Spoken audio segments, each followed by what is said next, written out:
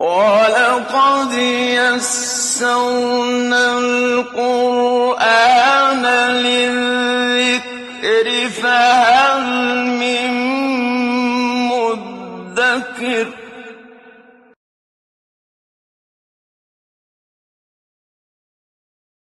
اعوذ باللہ من الشیطان الرجیم بسم اللہ الرحمن الرحیم وَتَحْسَبُهُمْ أَيْقَاظًا وَهُمْ رُقُودٌ وَنُقَلِّبُهُمْ ذَاتَ الْيَمِينِ وَذَاتَ الشِّمَالِ وَكَلْبُهُمْ بَاسِطٌ ذِرَاعَيْهِ بِالْوَصِيدِ لَوِ اطَّلَعْتَ عَلَيْهِمْ لَوَلَّيْتَ مِنْهُمْ فِرَارًا وَلَمُلِئْتَ مِنْهُمْ رُعْبًا۔ فرمایا تم اگر ان کو دیکھتے جب وہ غار میں تھے تو تمہیں محسوس ہوتا کہ وہ جاگ رہے ہیں، حالانکہ وہ سو رہے تھے، اور سونا بھی عام سونا نہیں تھا، اللہ تعالیٰ نے انہیں سینکڑوں سالوں کے لیے سلایا تھا۔ وَنُقَلِّبُهُمْ ذَاتَ الْيَمِينِ وَذَاتَ الشِّمَالِ، اور ہم انہیں کروٹیں دلاتے رہے دائیں طرف بھی اور بائیں طرف بھی۔ وَكَلْبُهُمْ بَاسِطٌ ذِرَاعَيْهِ بِالْوَصِيدِ، اور ان کا کتا جو ہے وہ اپنے اگلے بازو آگے پھیلائے ہوئے چوکھٹ پر، دہلیز پر اس غار کی جو ہے وہ بیٹھا ہوا تھا، گویا کہ چوکیداری کر رہا ہو۔ لَوِ اطَّلَعْتَ عَلَيْهِمْ، اگر تم کہیں جھانک کر دیکھ لیتے ان کو، لَوَلَّيْتَ مِنْهُمْ فِرَارًا، تو تم الٹے پاؤں بھاگ کھڑے ہوتے، یعنی کچھ ایسا دہشتناک منظر تھا۔ وَلَمُلِئْتَ مِنْهُمْ رُعْبًا، اور تمہارے اندر ان کی دہشت سما جاتی۔ وَكَذَلِكَ بَعَثْنَاهُمْ لِيَتَسَاءَلُوا بَيْنَهُمْ، اصل میں اللہ تعالیٰ نے ان کو بچانے کا اہتمام کرنا تھا، حالانکہ ان کی تلاش تو بہت کی گئی ہوگی، حکومتی سطح کے اوپر جو ہے ان کی تلاش ہو رہی تھی، وہ تو بادشاہ کی گویا کے باغی تھے، لیکن کچھ ایسے اسباب پیدا کر دیے کہ کوئی پہنچ نہیں سکا ان تک۔ وَكَذَلِكَ بَعَثْنَاهُمْ، اسی طرح پھر ہم نے ان کو جگا دیا، اٹھا دیا، لِيَتَسَاءَلُوا بَيْنَهُمْ، تاکہ وہ ایک دوسرے سے سوال کریں، پوچھیں۔ قَالَ قَائِلٌ مِّنْهُمْ كَمْ لَبِثْتُمْ، کہا ایک کہنے والے نے کہ کتنی دیر ٹھہرے، یہ نیند ہماری کتنی تھی۔ قَالُوا لَبِثْنَا يَوْمًا أَوْ بَعْضَ يَوْمٍ، تو کہا دوسروں نے کہ ہم تو ٹھہرے رہے ہیں یہاں پر ایک دن یا دن کا کوئی حصہ، کچھ حصہ۔ قَالُوا رَبُّكُمْ أَعْلَمُ بِمَا لَبِثْتُمْ، اس پر ان کا اتفاق ہوا کہ اللہ ہی بہتر جانتا ہے کہ کتنی دیر تم لوگ سوئے ہو، کچھ اور نے یہ کہا۔ اس کا تعین کرنا مشکل ہے، لیکن ذرا ایک اچھی لمبی نیند ہم سوئے ہیں۔ فَابْعَثُوا أَحَدَكُمْ بِوَرِقِكُمْ هَٰذِهِ إِلَى الْمَدِينَةِ، تو اب بھیجو اپنے میں سے کسی ایک کو یہ رقم دے کر شہر کی طرف، فَلْيَنظُرْ أَيُّهَا أَزْكَىٰ طَعَامًا، اور پھر وہ جائزہ لے کہ کون سا کھانا ہے جو پاکیزہ ہے، ستھرا ہے ان کے لیے۔ فَلْيَأْتِكُمْ بِرِزْقٍ مِّنْهُ، اور پھر وہ کھانا جو ہے وہ لے آئے تمہارے پاس اس میں سے کچھ۔ وَلْيَتَلَطَّفْ، اور وہ دبے پاؤں جائے، نرمی سے جائے۔ یہ لفظ جو ہے وَلْيَتَلَطَّفْ، یہ بعض مصاحف کے اندر جلی حروف میں لکھا ہوتا ہے، اس لیے کہ تعداد حروف کے اعتبار سے یہ قرآن مجید کا وسط ہے۔ یہاں پر قرآن جو ہے وہ آدھا قرآن اس طرف ہے، آدھا ادھر ہے۔ وَلَا يُشْعِرَنَّ بِكُمْ أَحَدًا، اور دیکھنا وہ کسی کو تمہاری خبر نہ ہونے دے، وہ جائے دبے پاؤں، نرمی سے جائے، احتیاط سے جائے کہ تمہاری مخبری نہ ہو جائے، پتہ نہ لگ جائے، تم لوگ پہچان نہ لیے جاؤ۔ إِنَّهُمْ إِنْ يَظْهَرُوا عَلَيْكُمْ، اس لیے کہ اگر انہیں اطلاع ہو گئی تمہاری، يَرْجُمُوكُمْ، تو وہ تو رجم کر دیں گے، پتھر مار مار کے ہلاک کریں گے۔ أَوْ يُعِيدُوكُمْ فِي مِلَّتِهِمْ، یا وہ تمہیں لوٹا دیں گے اپنی ملت میں، یعنی مشرکانہ دین کے اندر واپس۔ وَلَن تُفْلِحُوا إِذًا أَبَدًا، اور ایسا ہوا تو پھر تم ہرگز فلاح نہیں پا سکتے۔ وَكَذَلِكَ عَثَرْنَا عَلَيْهِمْ، اسی طرح ہم نے ظاہر کر دیا ان لوگوں پر ان کی خبر کو۔ اب ہوا یہ کہ وہ جو بھائی گیا تھا کھانا لینے کے لیے، وہ جب گیا ہے تو وہاں کا منظر ہی بدلا ہوا تھا، اور جب وہ کھانا لینے کی کہیں سے کوشش کی اور سکے پیش کیے تو لوگ حیران ہوئے کہ کس زمانے کے کون سے بادشاہ کے سکے ہیں۔ لیکن ان 7 افراد کا چونکہ یہ سرکاری طور پر بھگوڑے تھے، یعنی بھاگ گئے تھے اور بادشاہ سے چھپے ہوئے تھے، تو سرکاری جو بھی ہوتا ہے ان کا ایک جہاں ریکارڈ پڑا ہوتا ہے سارا، وہاں انہوں نے ایک تختی کے اوپر ان 7 افراد کے نام لکھ کر اور ان کی تفصیلات کہ یہ 7 افراد ہیں جو گم ہوئے اور ان کی تلاش ہے، تاکہ وہ ریکارڈ میں رہے، وہ لکھ کر رکھا ہوا تھا۔ تو پھر کسی کو یاد آیا، خیال آیا کہ وہ تختی نکال کے دیکھی جائے۔ وہ تختی نکلوائی گئی تو پتہ لگا یہ وہی لوگ ہیں، اور 300 برس کے بھی بعد جو ہے وہ اب وہ آ رہے ہیں۔ تو یہاں فرمایا وَكَذَلِكَ أَعْثَرْنَا عَلَيْهِمْ، اسی طرح ہم نے ظاہر کر دیا انہیں، لوگوں کے اوپر ان کی خبر کو، لِيَعْلَمُوا أَنَّ وَعْدَ اللَّهِ حَقٌّ، تاکہ وہ جان لیں کہ اللہ کا وعدہ سچا ہے، تاکہ لوگ جان لیں۔ اس 300 سال کے عرصے میں کانسٹنٹائن ان کا ایک بادشاہ تھا رومن امپائر کا، اس نے عیسائیت قبول کر لی، اور پوری جو ہے رومن امپائر وہ ٹوٹلی این ماس وہ عیسائیت میں آ گئے۔ چنانچہ اب اللہ کو ماننا اور رسولوں کو ماننا، بہرحال وہ عیسائیت جس طرح کی بھی تھی، لیکن بہرحال اس میں توحید والے بھی لوگ موجود تھے، دوسرے بھی تھے۔ چنانچہ اب وہاں پر بحث جاری تھی کہ اللہ تعالیٰ مردوں کو زندہ کیسے کرے گا، اس پر کوئی ایک مذاکرہ ہو رہا تھا، ان کا بحث چل رہی تھی، اور اسی موقع پر یہ لوگ جو ہیں وہ ظاہر ہوئے اور لوگوں کی نگاہوں کے سامنے آ گئے کہ او ہو یہ تو وہ لوگ ہیں، یہ تو بات کئی 100 سال پرانی ہے۔ اس طرح اللہ تعالیٰ نے ان لوگوں کو بھی گویا کہ ایک رہنمائی دے دی کہ اگر یہ 300 سال کے بعد آ سکتے ہیں تو اللہ تعالیٰ مردوں کو بھی زندہ کر سکتا ہے۔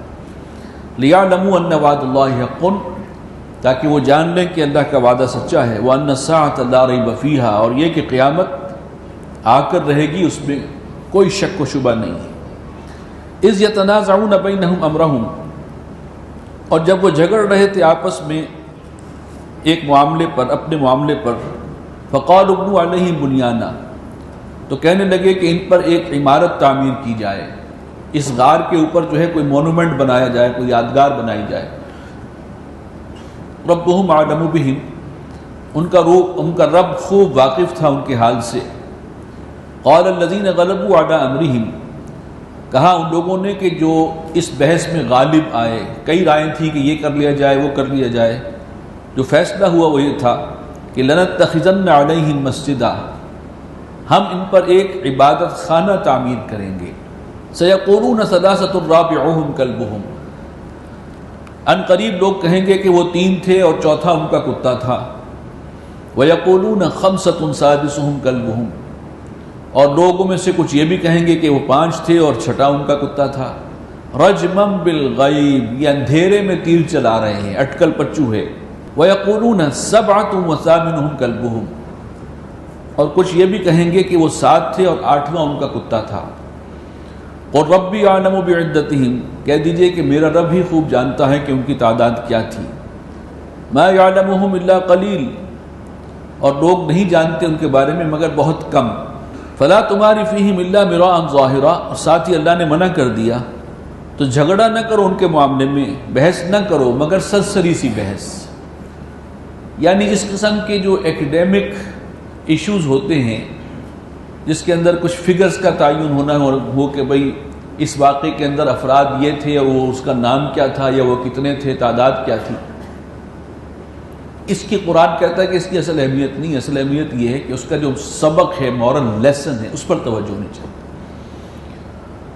تو اس میں ڈسکریج کیا گیا ہے اس قسم کی جو ہے تحقیق اور بحث کہ جس کی وجہ سے جسے کہتے ہیں مچھر چھانے جاتے ہیں لیکن سموچے اونٹ نگل جاتے ہیں، جو اصل مورل لیسن ہے وہ تو رہ جاتا ہے ایک طرف، اور علمی تحقیق کے نام پر جو ہے وہ بڑے بڑے کھدائیاں ہو رہی ہوتی ہیں، کتب خانوں کی کھدائیاں ہو رہی ہوتی ہیں اور کھنگالے جا رہے ہوتے ہیں، جبکہ وہ صرف ایک ایکڈیمک انٹرسٹ کی بعض چیزیں ہوتی ہیں۔ تو یہاں اگرچہ قرآن مجید نے یہ کہا کہ اس میں زیادہ بحث کرنے کی بھی ضرورت نہیں ہے، سرسری سا جو ہے اگر کرنا ہو تو کرو۔ تو حضرت عبداللہ ابن عباس رضی اللہ تعالیٰ عنہ فرماتے ہیں کہ انہوں نے انہی آیات سے اندازہ کیا ہے کہ وہ 7 تھے اور 8واں ان کا کتا تھا۔ انہوں نے دلائل بھی دیے ہیں، وہ لمبی بات ہے، اور واقعتاً انہی آیات کو آگے پیچھے پڑھیں گے تو اس میں سے یہ بات نکل آتی ہے۔ اور رومن ہسٹری کے اندر بھی 7 سلیپرز کے نام سے یہ قصہ جو ہے بعد میں ایک ہسٹری کے اندر ملا، اور اس میں 7 سلیپرز گبن کی ہے وہ کتاب ہسٹری کی، اور اس کے اندر جو ہے رومن امپائر کی تاریخ، تو وہاں پر یہ 7 گمشدہ افراد 7 سلیپرز کے نام سے ہے۔ تو گمان غالب یہی ہے کہ وہ ساتھ ہی تھے۔ وَلَا تَسْتَفْتِ فِيهِم مِّنْهُمْ أَحَدًا، ان کے معاملے میں تم جھگڑا نہ کرو مگر سرسری سا، اور مت تحقیق کیا کرو ان کے حال کی، ان میں سے کسی کے بھی زیادہ اس کے پیچھے مت پڑو کہ ان کے حالات کیا ہوئے۔ وَلَا تَقُولَنَّ لِشَيْءٍ إِنِّي فَاعِلٌ ذَلِكَ غَدًا إِلَّا أَن يَشَاءَ اللَّهُ، اور اے نبی ہرگز نہ کہیے گا کبھی کسی کام کے بارے میں کہ میں کل اس کام کو کر لوں گا، الا ان یشاء اللہ، مگر یہ کہ ساتھ ہی کہیے کہ اگر اللہ نے چاہا۔ یہ ہے کہ ظاہری اسباب کو دیکھتے ہوئے ہم کہہ سکتے ہیں کہ بھئی یہ میں کر سکتا ہوں، یہ میں کر لوں گا، یہ ایسے ہو جائے گا، لیکن ظاہری اسباب چاہے 100% آپ کے فیور میں ہوں، ہمیں نہیں معلوم کہ اللہ کو کیا منظور ہے، اور کوئی بھی عمل بھی انسان جو ہے وہ کر نہیں سکتا جبکہ اللہ کی توفیق نہ ہو، اس کا اذن نہ ہو۔ حضور صلی اللہ علیہ وسلم کو خاص طور پر خطاب کر کے فرمایا گیا ہے، اس لیے کہ انہی کے حضور کے توسط سے پوری امت کو رہنمائی ہو جائے۔ اصل میں یہ اصحاب کہف کے بارے میں لوگ پوچھنے آئے تھے کون تھے اور یہ سوالات کیے، تو حضور صلی اللہ علیہ وسلم نے اس وقت کہہ دیا کہ میں کل بتا دوں گا۔ اس زمانے میں جبرائیل شاید روزانہ آتے ہوں گے اور انہوں نے کل بھی آنے کا وعدہ کیا ہوگا، تو آپ نے کہا کل بتا دوں گا، لیکن اس وقت انشاءاللہ کہنا جو ہے وہ اس کی طرف توجہ نہ رہی حضور صلی اللہ علیہ وسلم۔ تو پھر بہت دنوں تک جبرائیل نہیں آئے، وحی نہیں آئی، اور جو آپ نے وعدہ کیا تھا میں کل بتا دوں گا تو وہ وعدہ پورا نہیں کر سکے۔ اب یہ سارا تفصیل بیان کرنے کے بعد اب ادھر توجہ دلائی جا رہی ہے کہ وَلَا تَقُولَنَّ لِشَيْءٍ إِنِّي فَاعِلٌ ذَلِكَ غَدًا، ہرگز ایسا نہ کہیے گا کسی کام کے بارے میں کہ یہ میں کل کو کر لوں گا، إِلَّا أَن يَشَاءَ اللَّهُ، ساتھ استثناء ضرور رکھیں کہ اگر اللہ چاہے گا۔ یہ ہے اصل میں وہ حقیقت، مادیت جو ہے وہ اس پہ ہم مسبب الاسباب کو بھول جاتے ہیں۔ ظاہر بات ہے حضور صلی اللہ علیہ وسلم کا معاملہ ایسا نہیں تھا، لیکن سبق جو ہمیں مل رہا ہے سورہ کہف میں کہ مادی اسباب سارے موجود ہوں، آپ نے سفر کرنا ہے، حیدرآباد جانا ہے، لاہور سے اسلام آباد جانا ہے، گاڑی بھی بالکل اچھی کنڈیشن میں ہے، پیٹرول بھی فل کر لیا ہے، کوئی پرابلم نہیں ہے، ٹائر بھی ٹھیک کنڈیشن میں ہے، میں صبح جاؤں گا، پورا ارادہ ہے، لیکن یہ کہ آپ جا سکتے ہیں نہیں، یہ تو اللہ کی مشیت پر موقوف ہے، کچھ بھی ہو سکتا ہے، لہذا کسی بھی موقع پر اسباب سارے بھی جمع ہوں تب بھی یہ نہ کہو کہ میں یہ کام کر سکتا ہوں اور کروں گا، ہاں اگر اللہ چاہے، وہ مسبب الاسباب ہے۔ اسباب کا سارا سرا جو ہے اسباب کا وہ اس کے ہاتھ میں ہے، اس کو بھلا دینا ہی اصل میں یہ مادیت ہے، مادہ پرستی ہے، دجل ہے کہ ہم اصل حقیقت کو بھول جاتے ہیں اور ظاہری اسباب کو دیکھ کر اور ہم سارے معاملات اس کے مطابق کر رہے ہوتے ہیں۔ یہ ہے دجالیت کا ایک بہت بڑا مظہر۔ وَاذْكُرْ رَبَّكَ إِذَا نَسِيتَ، اور یاد کر لیا کیجیے اپنے رب کو اگر آپ بھول جائیں، یعنی اس کے بعد یاد آ جائے تو اس وقت بات کہہ دیں۔ وَقُلْ عَسَىٰ أَن يَهْدِيَنِ رَبِّي لِأَقْرَبَ مِنْ هَٰذَا رَشَدًا، اور کہیے کہ امید ہے میرا رب اس سے بھی کم مدت میں صحیح راستے کی طرف میری رہنمائی فرما دے۔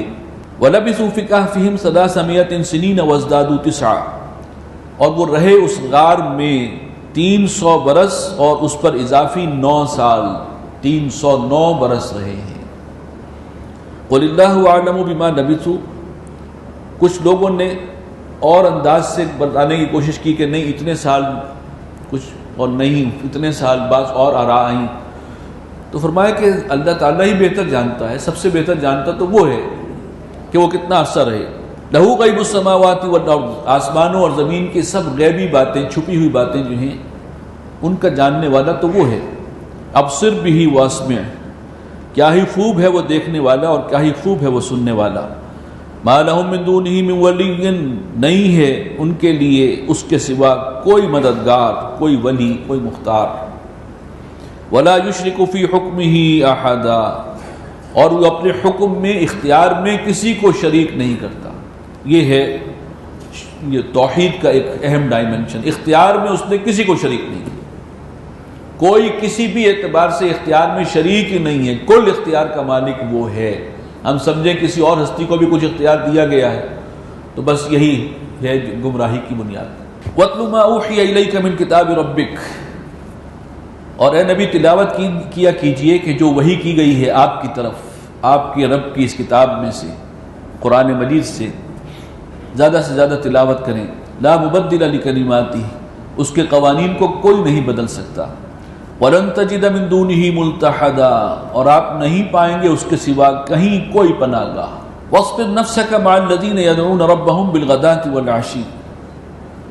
یہ نوٹ کیجئے گا کہ جب زیادہ مشکلات پیش آتی تھی، خاص طور پر مکی دور میں، جب مشرکین مکہ کا ظلم حد سے زیادہ بڑھ جاتا تھا، تو پھر مسلمانوں کو تلقین یہی کی جاتی تھی کہ زیادہ سے زیادہ قرآن کی تلاوت کرو، نماز پڑھو، اس سے تمہیں سہولت، اللہ تعالیٰ ہمت عطا کرے گا۔ بہرحال یہ مشکلات ہیں اور اس میں اللہ ہی سے مدد چاہو۔ تو یہ چونکہ وہ وقت ہے کہ اب ہجرت قریب ہے، ہجرت مدینہ، حالات اتنے خراب ہو گئے کہ مسلمان اب ہجرت پر مجبور ہو گئے ہیں۔ تو یہ سخت وقت کے اندر سہارا اللہ کی ذات ہے، اور اندر سے انسان کو اسٹرینتھن کرنے والی شے کیا ہے؟ زیادہ سے زیادہ تلاوت قرآن، یہ اللہ سے جڑنے کا ایک ذریعہ ہے۔ وَاصْبِرْ نَفْسَكَ مَعَ الَّذِينَ يَدْعُونَ رَبَّهُمْ بِالْغَدَاةِ وَالْعَشِيِّ، اور اے نبی اپنے آپ کو روک کر رکھیے ان لوگوں کے ساتھ کہ جو اب پکارتے ہیں اپنے رب کو صبح و شام۔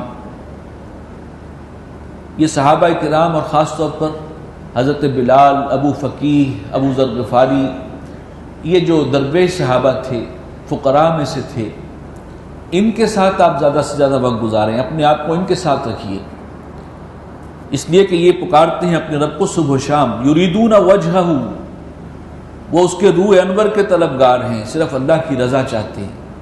ولا تعد عیناک عنہم ترید زینۃ الحیات الدنیا، اور آپ کی نگاہیں تجاوز نہ کریں ان سے دنیا کی زندگی کی زینت کی تلاش میں۔ جو سرداران قریش آتے تھے، نبی اکرم صلی اللہ علیہ وسلم کا التفات ان کی طرف قدر زیادہ ہوتا تھا۔ اس کا سبب بھی ہے کہ اگر ایمان لے آئیں گے تو اس سے اسلام کی قوت میں اضافہ ہوگا، اور جو اس وقت کے حالات سخت ہیں اس میں کمی آئے گی، مسلمانوں کے لیے جو ہے مشکلات میں کمی آئے گی۔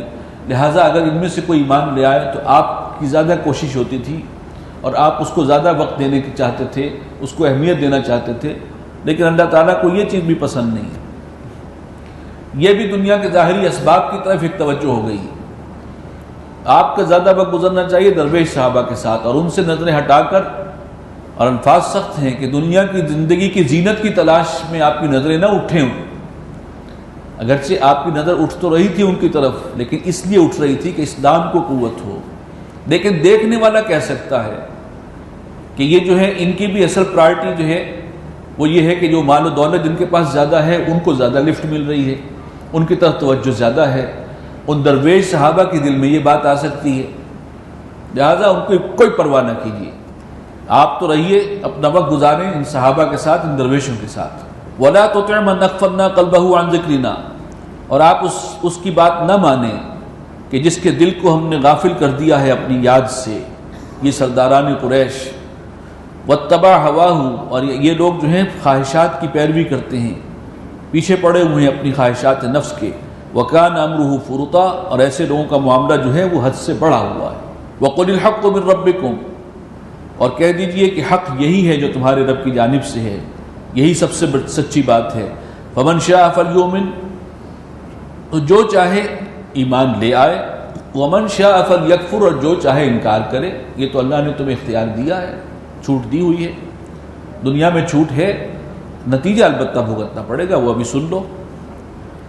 اِنَّا أَعْتَدْنَا لِلظَّالِمِينَ نَارًا، کفر تو تم کر سکتے ہو، آپشن ہے، چھوٹ دے دی، لیکن سن لو کہ ہم نے ظالموں کے لیے آگ تیار کر رکھی ہے، وہ جہنم کی آگ۔ أَحَاطَ بِهِمْ سُرَادِقُهَا، اور اس جہنم کو گھیرے ہوئے ہیں، ان لوگوں کو گھیرے ہوئی ہوں گی اس کی آگ کی قناتیں۔ سرادق کہتے ہیں قناتوں کو، آگ کی قناتیں جو ہیں وہ انہیں اپنے لپیٹ میں لی ہوئی ہوں گی، گھیرے ہوئے ہوں گی۔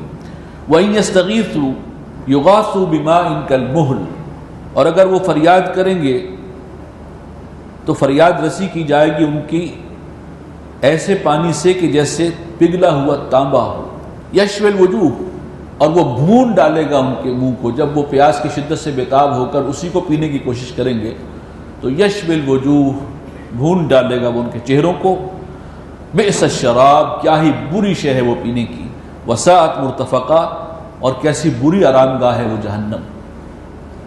ان الذین آمنوا وعملوا الصالحات، یہی دنیا ہے، سب کچھ اللہ کی ہے، ہر شے نعمت اللہ کی دی ہوئی ہے۔ کوئی اس نعمت کو مان لے، اللہ کا حق ادا کرے، بندہ بن جائے، تو اب اس کے لیے کیا ہے وہ آگے آ رہا ہے۔ جو نہیں بندے بنیں گے ان کا انجام بتا دیا۔ ان الذین آمنوا وعملوا الصالحات، بے شک وہ لوگ جو ایمان لائے انہوں نے اچھے عمل کیے، انا لا نضيع اجر من احسن عملا، تو ہم کسی کے بھی عمل کو ضائع کرنے والے نہیں ہیں جس نے اچھے کام کیے ہوں، بھلے کام کیے ہوں، نیک کام کیے ہوں۔ اولئک لہم جنات عدن، ان کے لیے ہوں گے جنات عدن، ریزیڈینشل گارڈنز، تجری من تحتہم الانہار، جن کے دامن میں ندیاں رواں ہوں گی۔ یحلون فیہا من اساور من ذہب، پہنایا جائے گا انہیں وہاں پر وہ زیورات، سونے کے کنگن۔ وَيَلْبَسُونَ ثِيَابًا خُضْرًا، اور وہ پہنیں گے سبز رنگ کی پوشاک، من سندس و استبرق، سندس کہتے ہیں باریک ریشم کو، اور استبرق جو ہے وہ گاڑھا موٹا ریشم، دونوں طرح کے جو ہے وہ لباس ہوں گے۔ متکئین فیہا علی الارائک، خوبصورت تختوں کے اوپر بیٹھے ہوں گے ٹیک لگائے ہوئے۔ نعم الثواب، کیا ہی خوب ہے یہ بدلہ اور اجر۔ وحسنت مرتفقہ، اور کیا ہی عمدہ ہے یہ ٹھکانہ اور آرام گاہ۔ واضرب لہم مثلا رجلین، اے نبی مثال بیان کیجیے ان کے لیے، ان کے سامنے دو اشخاص کی۔ جعلنا لأحدہما جنتین من اعناب، ان دونوں میں سے ایک کو ہم نے دو باغات عطا کیے تھے کھجور انگوروں کے۔ وحففناہما بنخل، اور ہم نے گھیرا تھا ان باغات کو کھجوروں کی قطاروں سے۔ یہ اب دو افراد کا قصہ آ رہا ہے، اور اس کے اندر جو سبق آموزی ہے وہ انشاءاللہ اینڈ پر آئے گی۔ دو دوست ہیں، بچپن کے ساتھی ہو سکتے ہیں، ہوگا، لیکن ایک جو ہے وہ بہت مالدار ہے، اس کے پاس دنیا کے تمام اسباب موجود ہیں جو بھی اس زمانے میں تصور ہوتا تھا، باغ ہو، انگور کا باغ ہو، اور اسے گھیرے ہوئے ہو کھجور کے درخت جھنڈ ہوں، اس کے ہر طرف جو ہوا توڑ کا جسے کہتے ہیں نا ونڈ بریک کا کام بھی کرتے ہیں، اس بھی کھجور اضافی مل جائے گی۔ انگور بڑی ویلیویبل شے ہے۔ اس باغ کے اندر کوئی ندی بھی ہو، اور اس کے اندر کھیتی باڑی بھی ہوتی ہو، زراعت بھی ہوتی ہو۔ یہ اس وقت کے لوگوں کے لیے ایک آئیڈیل صورتحال تھی، اور جو بڑے بڑے ان کے سرداران تھے، طائف کے اندر ان کے اس قسم کے باغات ہوتے تھے۔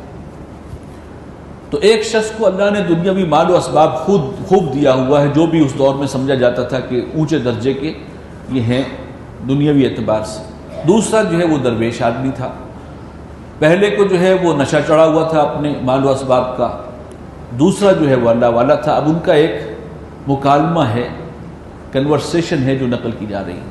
جعلنا لأحدہما جنتین من اعناب، ہم نے ان میں سے ایک کو تو باغات دیے تھے انگوروں کے، دو باغات۔ وحففناہما بنخل، اور ہم نے گھیر لیا تھا انہیں کھجوروں کی قطاروں سے۔ وجعلنا بینہما زرعا، اور ہم نے ان کے درمیان کھیتی بھی رکھی تھی، زراعت بھی ہوتی تھی، باغ بھی ہیں انگور اور کھجور کے، اور کھیتی بھی ہے۔ کلتا الجنتین آتت اکلہا، دونوں باغات جو ہیں وہ بھرپور پھل لاتے تھے۔ ولم تظلم منہ شیئا، اور اس میں کوئی کمی نہیں کرتے تھے۔ وفجرنا خلالہما نہرا، ایک اور بہت اہم شے، اور ہم نے اس باغات کے بیچوں بیچ بہا دی تھی ایک نہر، ایک ندی، یعنی سارے اسباب موجود ہیں اس باغ کی حفاظت کے، اور اس سے جو یافت ہو وہ میکسیمم ہو سکتی ہے۔ پانی اپنا ہے، کھجوروں کے جھنڈ جو ہیں اس نے احاطہ کر رکھا ہے، اندر باغ بہت محفوظ ہے، زراعت ہے، اس وقت کی تمام نعمتیں موجود ہیں، اسباب سارے موجود ہیں۔ وَكَانَ لَهُ ثَمَرٌ، اور اس کے لیے پھل بھی تھا، اس سے اکثر نے مراد لی ہے اولاد بھی اللہ نے اسے اچھی خاصی عطا کی تھی، اس نعمت سے بھی نوازا تھا۔ فقال لصاحبہ وهو يحاورہ، تو کہنے لگا وہ اپنے ساتھی سے جب وہ آپس میں گفتگو کر رہے تھے، انا اکثر منک مالا واعز نفرا، ذرا اس دولت کا نشہ چڑھا ہوا تھا، کہنے لگا کہ دیکھو میں تمہارے مقابلے میں بہت بڑھ کر ہوں، مال و دولت کے اعتبار سے بھی اور اپنی نفری کے اعتبار سے بھی، میرے پاس اولاد بھی ہے، اور میرے ساتھ ہم نشین میرے جو ہیں وہ دوست احباب ان کی بھی بہت بڑی تعداد ہے، نفری بھی زیادہ ہے، مال و دولت بھی زیادہ ہے۔ وَدَخَلَ جَنَّتَهُ، اب اسی دوران کہ وہ داخل ہو گیا اپنے باغ میں، وَهُوَ ظَالِمٌ لِنَفْسِهِ، اور وہ اپنی جان پر ظلم ڈھا رہا تھا، یعنی اپنے ساتھ ہی زیادتی کر رہا تھا۔ اس کی جو سوچ تھی اس وقت وہ کیا تھی؟ قَالَ مَا أَظُنُّ أَن تَبِيدَ هَٰذِهِ أَبَدًا، کہنے لگا کہ میں تو نہیں سمجھتا کہ یہ میرا باغ کبھی بھی تباہ و برباد ہو سکتا ہے۔ اس کی حفاظت کا سارا سامان موجود ہے، جو بھی اسبابی سطح پر دنیاوی اعتبار سے ممکن ہے پروٹیکشن، وہ سب کچھ اس کی ہے۔ وَمَا أَظُنُّ السَّاعَةَ قَائِمَةً، اب یہ جو دولت کا نشہ چڑھا تو اسی میں ایک اگلی بات بھی آ گئی، میں نہیں سمجھتا کہ قیامت بھی کوئی واقع ہوگی، یہ دنیا ہی اصل میں جنت ہے اور اسی میں اصل میں مزے لوٹنے کا یہی ہے مقام۔ وَلَئِن رُدِدتُّ إِلَىٰ رَبِّي، اور اگر میں لوٹا دیا گیا اپنے رب کی طرف، یعنی ایک امکان رکھا اس نے کہ اگر قیامت آئی اور دوبارہ زندہ ہوا بھی تو کیا ہوگا؟ لَأَجِدَنَّ خَيْرًا مِّنْهَا مُنْقَلَبًا، میں وہاں بھی پاؤں گا اس سے کہیں زیادہ بہتر۔ یہ ہے، اب اللہ کا بھی انکار نہیں کر رہا کہ وہاں پر اللہ تعالیٰ مجھے اور زیادہ دے گا، اور منطق کیا ہے اس میں کہ دنیا میں اگر مجھے اتنا کچھ ملا ہے تو میرے اندر کوئی سپارک ہے، کوئی ہنر ہے، کوئی میرے اندر خوبی ہے، تو اللہ نے اتنا دے دیا تو یہ خوبی تو میرے ساتھ ہی رہے گی، تو لہٰذا جب خوبی والوں کو ملتا ہے تو وہ وہاں بھی اس سے بھی بڑھ کر ملے گا، اگر وہاں سب کو زیادہ ملنا ہے تو زیادہ مجھے بھی ملے گا۔ اور یہ جو غریب فقیر ہیں، یہ لوگ جو ہیں یہ نااہل ہیں، نالائق ہیں، انہوں نے محنت نہیں کی ہے، انہوں نے تعلیم حاصل نہیں کی ہے، یہ جوتیاں پٹخار رہے ہیں، تو وہاں پر بھی ان کا یہ حشر ہوگا۔ یہ ایک مینٹیلٹی ہے، سرمایہ دارانہ سوچ۔ اول تو قیامت آنی نہیں، یہ دنیا ہی اصل میں جنت ہے، سب کچھ تو ہے یہاں پر ملا ہوا، یہ جنت ہے، قیامت کا خیال ہی چھوڑو۔ اور اگر بالفرض ہو گئی تو پھر اب یہ منطق، یہ فلسفہ جو ہے وہ ان کا سہارا بن رہا ہے۔ قال له صاحبه وهو يحاوره، اب دوسرا جو ہے درویش دوست ہے وہ اب کہتا ہے، کہنے لگا اس کا دوست، اس کا صاحب، اور وہ اس سے گفتگو کر رہے تھے وہ آپس میں، اکفرت بالذی خلقک من تراب ثم من نطفۃ ثم سواک رجلا، کیا تم کفر کرتے ہو، ناشکری اور ناقدری کرتے ہو اس ذات کی جس نے تمہیں پیدا کیا ہے مٹی سے، اپنی اوقات بھول گئے ہو، ثم من نطفۃ، پھر گندے پانی کی ایک بوند سے، ثم سواک رجلا، اور پھر تمہیں صحیح سالم آدمی بنا دیا۔ لیکنہ اللہ ربی، نہیں، لیکن میرا رب تو وہی ہے، وہی اللہ ہے میرا رب، میرا مالک۔ ولا اشرک بربی احدا، اور میں اپنے رب کے ساتھ کسی کو شریک نہیں ٹھہراؤں گا۔ ولولا اذ دخلت جنتک، اور کیوں نہ ایسا ہوا کہ جب تو داخل ہوا تھا اپنے باغ میں، قلت ما شاء اللہ، تو تجھے کہنا چاہیے تھا ما شاء اللہ۔ یہ اصل میں توحید کے وہ کلمات ہیں جو انسان کے معمول کا حصہ بن جانے چاہیے۔ کوئی اچھی چیز نظر آئی ہے، اچھا خیر ملا ہے، اللہ کی طرف سے کوئی نعمت حاصل ہوئی ہے، اس پر ما شاء اللہ۔ کہیں جانا ہے، کہیں کوئی کام کرنا ہے، ارادہ ہے، انشاء اللہ۔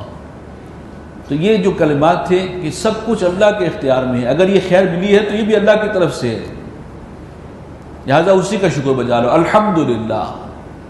یہ ہیں وہ کلمات، اور ان کا جتنا زیادہ اہتمام ہوگا اتنا ہی دجالی فتنے کے اثرات سے بچیں گے۔ دجالی فتنہ کیا ہے کہ جو کچھ ہے وہ جو دنیا ہے اسباب کی، اسی کے ذریعے سے آتا ہے، کاز ایفیکٹ چین ہے، اس کے ذریعے سارے نتائج نکلتے ہیں، ہر چیز جو ہے ایک خاص حساب سے ہوتی ہے، اور کوئی برتر ہستی نہیں ہے کہ جس کا ارادہ اور جس کی مشیت ہو اور جس کا جو ہے حکم رواں ہو، یہ سب کچھ جو ہے کاز ایفیکٹ ایک چین کے ذریعے معاملات آگے بڑھتے ہیں، یہ ہے مادیت۔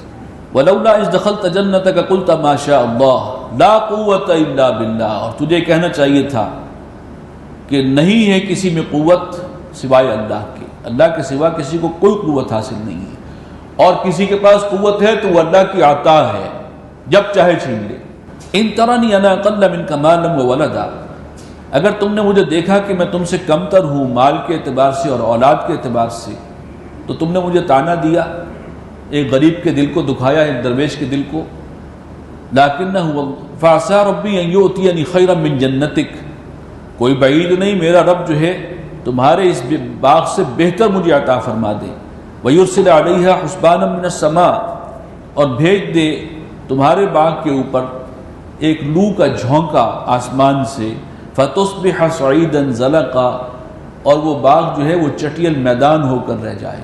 او یصبح ماؤها غورا، یا یہ ہے کہ اس کا پانی جو ہے وہ نیچے اتر جائے. یہ تو اللہ کر سکتا ہے. واٹر ٹیبل جو ہے وہ ڈاؤن چلا گیا. فلن تستطيع له طلبا، تو پھر تم اس کو ڈھونڈ کر نہیں لا سکتے اس پانی کو، تمہارے پاس کوئی اس کی قدرت نہیں ہے. وَأُحِيطَ بِثَمَرِهِ، اب جتنا انسان کے جو ہے وہ ٹیکنالوجی اور اس میں ہم آگے جا رہے ہیں تو ہمارا اور توکل اسباب پر ہو رہا ہے. ہم یہ بھی کر سکتے ہیں، ہم وہ بھی کر سکتے ہیں، ہمارے پاس یہ بھی ہے اور وہ بھی ہے. یہ اسباب کے اندر ہی ہماری نگاہیں الجھ کر رہ جاتی ہیں. وَأُحِيطَ بِثَمَرِهِ، سمیٹ لیا گیا اس کا پھل، یعنی آفت آ گئی کو اللہ کی طرف سے اس باغ پر. فَأَصْبَحَ يُقَلِّبُ كَفَّيْهِ عَلَى مَا أَنفَقَ فِيهَا، تو اب وہ شخص کف افسوس بنتا رہ گیا اس پر کہ جو اس نے انفاق کیا تھا، انویسٹ کیا تھا اس پر. اس باغ کے اندر اس کی بڑی انویسٹمنٹ تھی، بڑی اس کی توقعات بھی تھی. وَهِيَ خَاوِيَةٌ عَلَى عُرُوشِهَا، اور وہ گرا پڑا تھا اپنی چھتریوں کے سہارے. انگور کا چونکہ وہ درخت باغات جو ہوتے ہیں تو بیلوں کو سہارا دے کر جو ہے وہ سپورٹ دی جاتی ہے، تو وہ الٹا سب کچھ اوندے منہ پڑا ہوا تھا. وَيَقُولُ يَا لَيْتَنِي لَمْ أُشْرِكْ بِرَبِّي أَحَدًا، یہ الفاظ بڑے ہیں، میں غور سے سنیے گا. کہنے لگا کہ اے کاش میں نے اپنے رب کے ساتھ کسی کو شریک نہ کیا ہوتا، میں نے کوئی شرک کا ارتکاب نہ کیا ہوتا. ابھی تک تو کہیں شرک کے اثرات ہمیں نظر نہیں آئے. کہیں اس نے نہیں کہا کہ میرا فلاں معبود مجھے بچا لے گا. وہ کہہ رہا ہے کہ اول تو قیامت نہیں ہونی، اگر ہونی ہے تو وہاں اللہ مجھے اور دے گا. پھر اس کا یہ جملہ کہ کاش کہ میں نے شرک نہ کیا ہوتا. یہ شرک کون سا ہے، اس کو پہچانے. یہ ہے مادہ پرستی کا شرک. اللہ تعالیٰ کی صفات میں سے یہ ہے کہ کل کائنات اس کے قبضہ قدرت میں ہے، جو ہوتا ہے اس کی مرضی سے ہوتا ہے. اور ہم اگر مادے پر توکل کریں کہ نہیں مادی اسباب ہیں جو فیصلہ کن ہیں، انہی سے جو ہے کوئی شخص ترقی کر سکتا ہے، ان کے نہ ہونے سے کوئی شخص جو ہے وہ ناکام ہو جائے گا. ہر چیز جو ہے ہمارا پورا اعتماد اور بھروسہ، بندہ مومن کا بھروسہ اعتماد کس پہ ہونا چاہیے؟ اللہ کی ذات. میں لاکھ چاہوں کہ میں یہ کر لوں، نہیں کر سکوں گا جب تک اللہ کی توفیق نہیں ہوگی. لیکن جب آپ اسباب اور وسائل پر ٹوٹل بھروسہ کرتے ہیں تو آپ نے اسباب و وسائل کو وہ مقام دے دیا جو اللہ کو دیا جانا چاہیے تھا. یہ ہے شرک. یہ شرک فی الصفات کی ایک قسم ہے جو ذرا مشکل سے پہچان میں آتا ہے. ایک شرک فی الذات ہے، ایک شرک فی الصفات. جو صفات اللہ کی ہیں وہ صفات ہم نے جو ہیں وہ مادے کو دے دی ہیں اور اس پر بھروسہ کر رہے ہیں، اس پر توکل کر رہے ہیں، اس پر انحصار کر رہے ہیں، اللہ کو بھولے بیٹھے. یہ ہے شرک کی ایک قسم. آج کے دور کا سب سے بڑا شرک یہ ہے. آج بتوں کو کوئی نہیں پوچھتا. یہ جو بت پرستی ہے یہ اب کہیں خال رہ گئی ہے. ہندو بھی جو ہے بت پرستی وہ چند ایک بہت ہی ان کی ایک مائنیوٹ قسم کی جو ہے وہ مائنورٹی ہوگی جو بتوں کے آگے سجدہ ریز ہوتی ہو. جو پڑھے لکھے لوگ ہیں وہ نہیں جاتے. لیکن ساری دنیا میں جو سب سے بڑا شرک اس وقت ہے وہ مادے پر انحصار. سب کچھ جو ہے ڈیپینڈ کرتا ہے مادی وسائل پر، سارا بھروسہ اس پر. کوئی اور قوت نہیں ہے جو اس میں مداخلت کر سکے، کوئی اور اختیار جو ہے وہ کائنات میں نہیں چل رہا. یہ ہے وہ خفیہ شرک ہے جس کو پہچاننا بڑا مشکل ہے. اور دجالی دور کا، اس دور کا سب سے بڑا شرک یہ ہے. ہم ایک ہی دھمکی میں کیوں لیٹ گئے امریکہ کے سامنے؟ Very simple calculation. Pervez Musharraf کی منطق کیا تھی؟ امریکہ بہت بڑی قوت ہے، ٹھیک ہے ہم ایٹمی طاقت ہیں لیکن اس سے بہت پیچھے ہیں، ہم اس سے ٹکر نہیں لے سکتے. گویا کائنات میں سب سے بڑی قوت امریکہ ہی ہے اور کوئی قوت نہیں ہے اوپر. اس قوت کی طرف کبھی دھیان گیا ہے کہ نہیں گیا؟ یہ کیا ہے؟ یہی ہے وہ چیز، سارا ڈیپینڈ، ساری کیلکولیشن، سب کچھ. اور وہ ڈٹ گئے. انہیں لوگ سمجھا رہے ہیں کس سے ٹکر لے رہے ہو، امریکہ سے ٹکر لے رہے ہو. ان کی ایک بات تھی ملا عمر کی، ہم حق پر ہیں اور یہ ہمارے ساتھ ناانصافی ہو رہی ہے، اور کائنات کی بڑی قوت اللہ ہے، امریکہ بڑا نہیں ہے، اللہ بڑا ہے.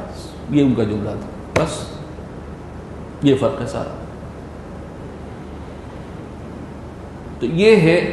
لیکن مسلمان کی سوچ آج کل یہی بنی ہوئی ہے، مادی وسائل ہی سب سے زیادہ اہمیت رکھتے. فیصلہ کن حیثیت مادی وسائل کی ہے آج ہماری سوچ ہے.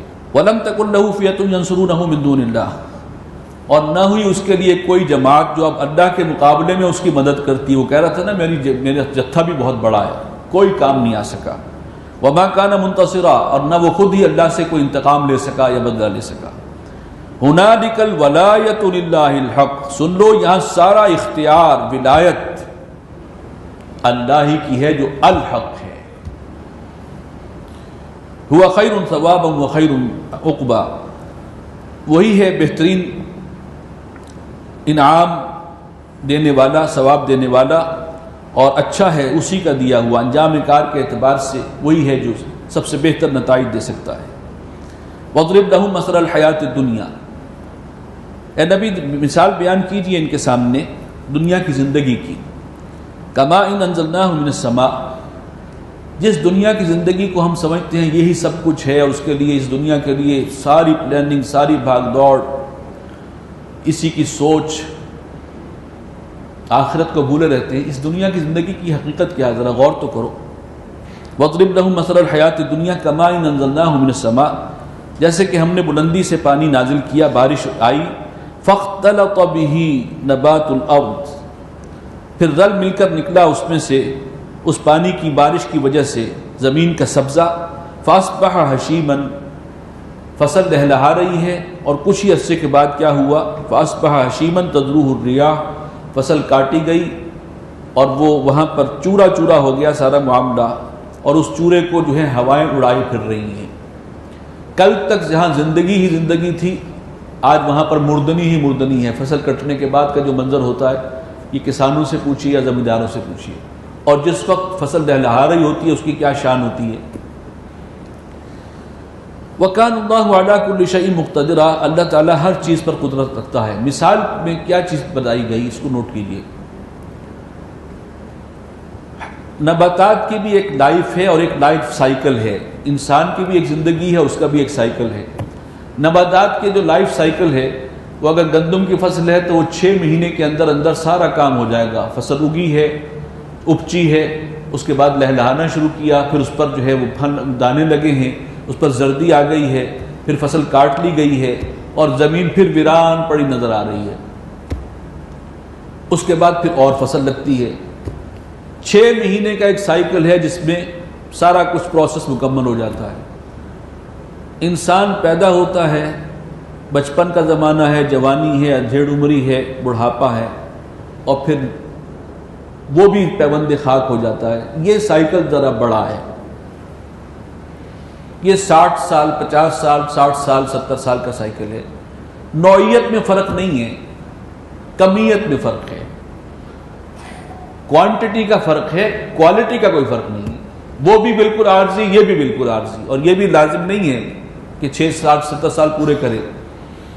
کسی بھی لمحے کسی کی موت واقع ہو سکتی ہے، کسی کے بچپن میں انتقال، کسی کا نوجوانی میں، کوئی شبائن عالم شباب میں، کل کا کسی کو نہیں پتا. اتنی غیر یقینی کہ کل کے بارے میں کوئی نہیں کہہ سکتا یقین سے کہ ہاں میں زندہ رہوں گا.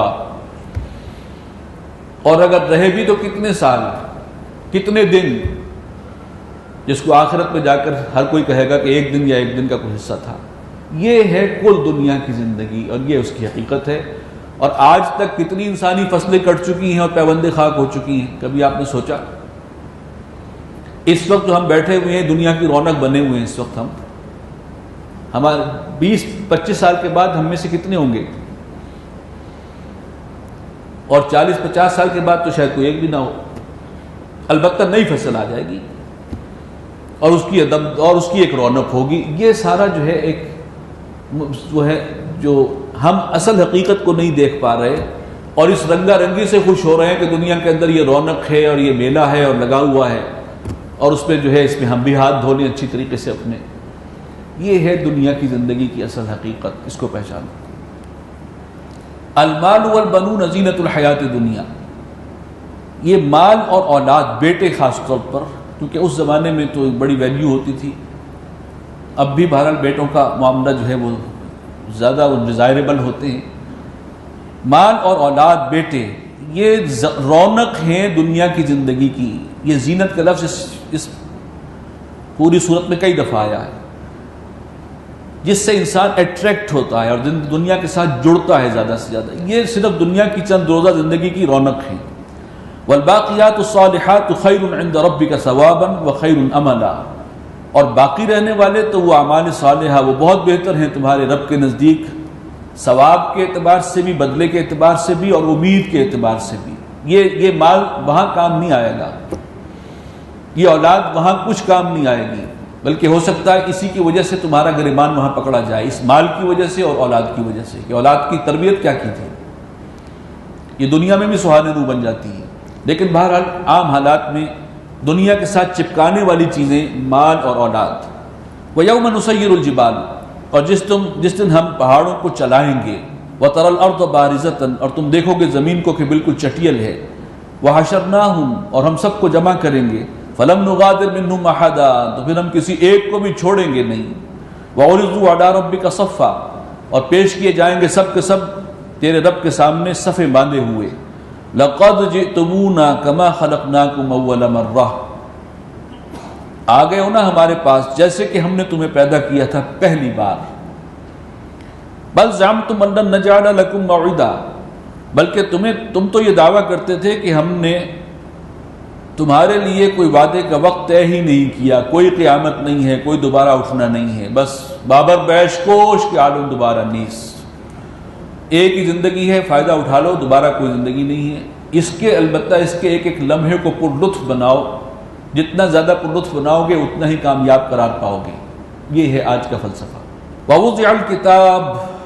رکھ دی جائے گی کتاب، اعمال نامہ سامنے آ جائے گا. فَتَرَى الْمُجْرِمِينَ مُشْفِقِينَ مِمَّا فِيهِ. تم دیکھو گے گناہگاروں کو کہ کانپ رہے ہوں گے اس کی وجہ سے کہ جو اس اعمال نامے میں ہے وہ پتہ ہے انہیں کہ کیا ہے. وَيَقُولُونَ يَا وَيْلَتَنَا مَا لِهَذَا الْكِتَابِ. اور کہیں گے ہائے ہماری شامت، یہ کیسا اعمال نامہ ہے، کیسی سٹیٹمنٹ ہے اتنی مکمل. لا یغادر صغیرۃ ولا کبیرۃ الا احصاها. کہ نہیں چھوڑی اس نے کوئی چھوٹی بات نہ کوئی بڑی بات، مگر سب کے سب جو ہیں اس کا احاطہ کر لیا ہے. فمن یعمل مثقال ذرۃ خیرا یرہ ومن یعمل مثقال ذرۃ شرا یرہ. ذرے کے برابر بھی خیر کیا ہے تو بھی دیکھ لو گے، ذرے کے برابر برائی کی ہے تو وہ بھی نظر آ جائے گی. وَوَجَدُوا مَا عَمِلُوا حَاضِرًا. جو بھی عمل کیا ہوگا اپنے سامنے موجود پائیں گے. وَلَا يَظْلِمُ رَبُّكَ أَحَدًا. اور تیرا رب کسی پر ظلم نہیں کرتا. اصل حقیقت یہ ہے، زندگی کی سب سے بڑی حقیقت موت ہے، اور اس کے بعد اصل حقیقت پھر آخرت ہے جو اصل زندگی ہے ابدی. وَإِذْ قُلْنَا لِلْمَلَائِكَةِ اسْجُدُوا لِآدَمَ فَسَجَدُوا إِلَّا إِبْلِيسَ. اور جب ہم نے کہا فرشتوں سے کہ سجدہ کرو آدم کو تو سب نے سجدہ کیا سوائے ابلیس کے. اب یہ دیکھیں دوبارہ یہ چھٹی مرتبہ ابھی تک جو ہم نے قرآن پڑھا ہے اس میں آ گیا ہے یہ قصہ آدم و ابلیس. کان من الجن. یہاں یہ بات پہلی مرتبہ کھلی کہ وہ جنات میں سے تھا. ففسق عن امر ربہ. تو اس نے اللہ کے حکم سے سرتابی کی ہے، نافرمانی کی. افتتخذونہ وذریتہ اولیاء من دونی. کیونکہ یہ بات سورہ اعراف میں آئی تھی کہ اذ امرتک، تجھے بھی حکم دیا تھا میں نے. ویسے تو حکم فرشتوں کے لیے تھا، لیکن خاص طور پر اس کو بھی حکم دیا گیا تھا ذاتی طور پر، اور پورا اس کو جو ہے وہ اس کا ادراک تھا کہ ہاں حکم دیا گیا ہے. افتتخذونہ وذریتہ اولیاء من دونی. کیا تم اسے، شیطان کو اور اس کی اولاد کو اپنا رفیق بناتے ہو، ولی بناتے ہو، اپنا خیرخواہ بناتے ہو مجھے چھوڑ کر. وَهُمْ لَكُمْ عَدُوٌّ. حالانکہ وہ ہیں اصل میں تمہارے دشمن. بِئْسَ لِلظَّالِمِينَ بَدَلًا. کیا ہی برا ہے بدل ظالموں کے لیے. اللہ کو چھوڑ کر اور شیطان کو سمجھنا کہ یہ ہمارے ساتھ مخلص ہے اور اس کے راستے کو ہم چلیں گے تو یہ کامیابی کا راستہ ہے، اس سے بڑی کوئی غلطی نہیں ہو سکتی، اور کیا برا بدل ہے جو ان کو ملا ہے۔ ما اشهدتهم خلق السماوات والارض، میں نے تو ان کو آسمانوں اور زمین کے پیدا کرتے وقت بلایا تو نہیں تھا، یہ تو موجود نہیں تھے جب میں نے آسمانوں اور زمین کو پیدا کیا جن کو تم اللہ کا شریک ٹھہراتے ہو، ولا خلق انفسہم، اور نہ خود جب ان کو میں پیدا کر رہا تھا، یہ جنات کو اور شیطان کو، اس وقت بھی کوئی شریک تمہارا موجود نہیں تھا، یہ تو خود بھی اللہ کے مخلوق ہیں۔ وما كنت متخذ المضلین عضدا، اور نہ میں ایسا تھا کہ بناؤں بہکانے والوں کو، مضلین کو، اپنا دست و بازو، اپنا مددگار۔